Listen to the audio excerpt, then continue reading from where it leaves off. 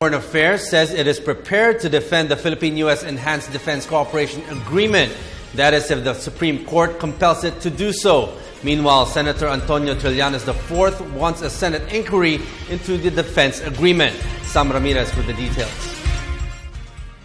Senate Committee on National Defense and Security Chairperson Antonio Trillanes IV has filed a resolution directing the said committee to inquire and look into the Enhanced Defense Cooperation Agreement or EDCA, a defense bilateral pact between the Philippines and the U.S., which includes a provision on increased rotational presence of American troops in our country for 10 years.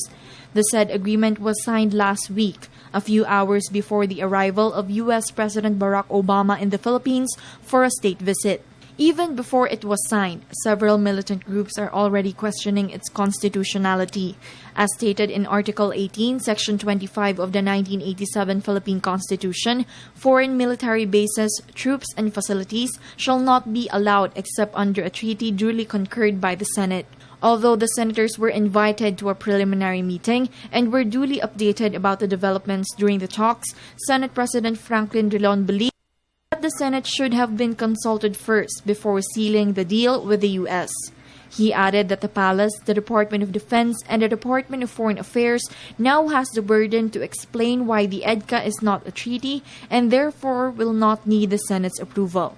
Meanwhile, the Department of Foreign Affairs is ready to defend the agreement. Kung may order ang Supreme Court, to submit the agreement to the Senate, then the DFA is prepared to explain and defend.